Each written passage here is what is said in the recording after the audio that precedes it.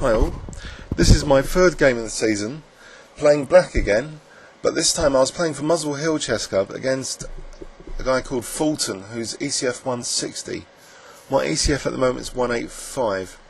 He played knight f3, and I was thinking I'm not going to be able to play my tango system, and even worse is that we end up playing a King's Indian defence here, and he plays the dreaded bayonet attack, which is one of the reasons I wanted to play the tango system. So I've played 3 games so far, and 2 of them have had bayonet attacks.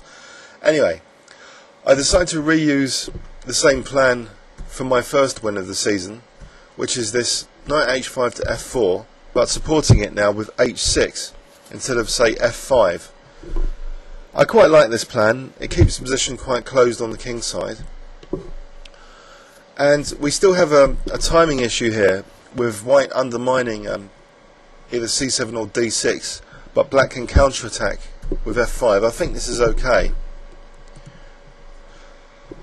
He plays now a very interesting move, bishop c4. Perhaps the bishop should go to f1 here, because it is blocking the c file. If he ever wants to target c7, then it will be useful to have that rook coming down here. So this is, but also this is quite interesting because I was thinking the bishop on a3, if he ever plays b5, he loses the b5 square for the knight. So I was curious about what's going on positionally here. But anyway, I plodded along reinforcing the knight on f4 here. And after b5, I was really tempted to play b6 now, because this knight is stopped by that pawn from going to b5, and if white sacrifices of b6, my pawn structure is going to be quite damaged with that pawn sack. So I wanted to play b6 to force the issue here, but maybe this is wrong, because although I'm stopping the attacking pressure on the c7 pawn, he cleverly kind of switches all attention to d6, and this is very unpleasant as well, as we're going to see. He plays c takes d6, and after knight d2, rook f7. He's very careful, by the way, in this game not to play g3. He plays bishop f1 now, and after g4, knight c4. It is still quite unpleasant for black. I think white's got an advantage, according to my analytical assistant, of more than half a pawn. I play bishop f8, but here he's building up the pressure on d6 in a very uncomfortable way for me. He plays e takes f5, and after bishop takes f5, he's basically released occupation of that square, so he can now occupy it with a piece, knight e4. And do I really want to give up this light squared bishop? In one respect, positioning, I didn't think it was that bad to play bishop e4, because he has got this pawn on a light square. So is this bishop that significant? I think white's better, though, objectively. Something has gone wrong in this game already, and it could be me playing b6. Black's worse here, I believe, but I have got some dynamic compensation on the f-file, which is a bit cheap, actually, in inverted commas, I would say, because if white can neutralise this tactical pressure, white should be fine. As it occurred in the game, though, I missed a very good combination coming up. So I support this g4 pawn anyway. I'm forced to do that.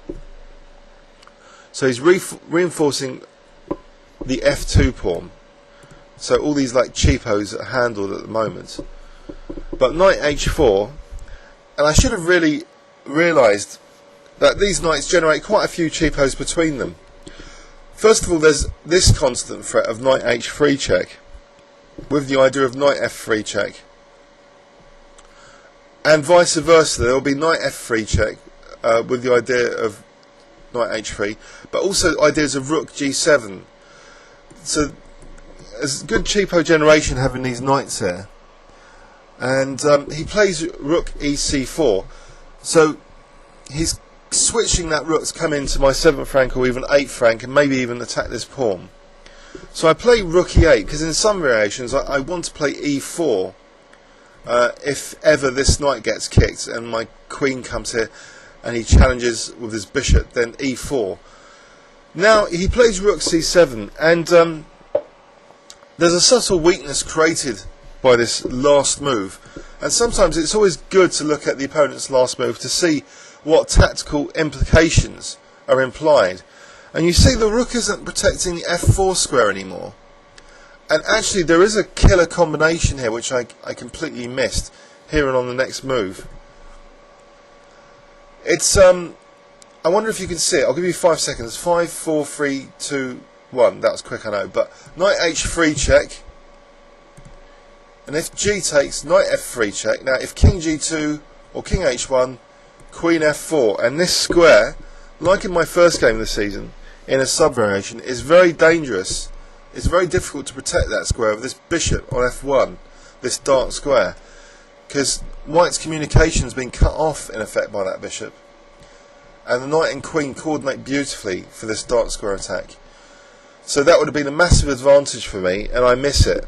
So I let him carry out this strategic exchange of rooks, which is good for him basically, because I've lost some of my pressure now. And also he's not only bringing his rook into a nasty point in my position, he's defending now f2 with his queen.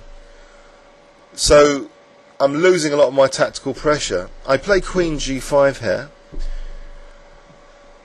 And in some variations, I'm already looking at queen takes e3, not here. In some variations, I play knight f3 check, and after king h1, I play knight d4. And actually, I think he has gone wrong with this g3 kick. My analytical assistant likes black all of a sudden, even after his queen centralising move, because after knight h3, I would have been better. But no, I didn't play knight h3. I played a disastrous move positionally. I played knight takes c6, which is a very materialistic move, and either taking with either pawn would give advantage. I think the d pawn even more than the b pawn. I'm lucky he takes with the b pawn, and after knight h3, he takes on h3.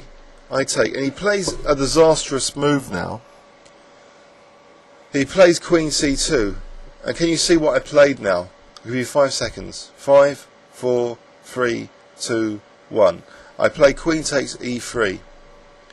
And he has to resign. This check is harmless, so I can just go here. So if he takes my rook, queen e1 mating. If he takes on h5, then bishop h6.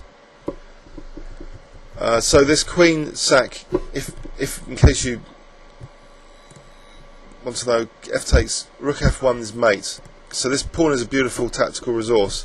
He could have played just king h1 here instead of this disastrous move. I think he was getting a bit tired by this point. And here white's actually better, because if white can play queen c2, I can't really stop this pawn easily. White's actually winning this position, even though at the moment my analytical assistant thinks black's winning. But the evaluation changes dramatically. Say b5, queen c2, and white's starting to be better because this massive pawn, I can't do anything about it. Queen g7. Now bishop b4 is a killer plan here, with the idea of bishop a5 and c7, and white's got a massive advantage. Say queen h7, queen takes, king takes, bishop a5, no stopping this pawn. There's no time for bishop e7. This is completely busted for black. So I was very lucky in this game, even stronger in the post-mortem. We were looking at d takes c. So this was a disastrous move to play knight takes c6. I didn't need to play it, because there wasn't the threat of bishop takes d6, because of knight takes c6, and then bishop d6. So let's have a quick overview and summary of this game. It was another bayonet attack. This time I was even worse than my first game. And maybe this b6 is controversial, as white targets the d6 square quite fearlessly. I tactically completely missed this lovely combination with knight h3 check, and we reached this position where I blunder again with knight takes c6. But I was very fortunate. The opponent's last disastrous move was in what I played. He played b takes c6, and after knight h3 takes, he played queen c2, allowing queen takes at e3. So I was a bit lucky in this game, and there's quite a few blunders in it, but it's typical of club chess, I think. Hope you enjoyed it, and see you on YouTube.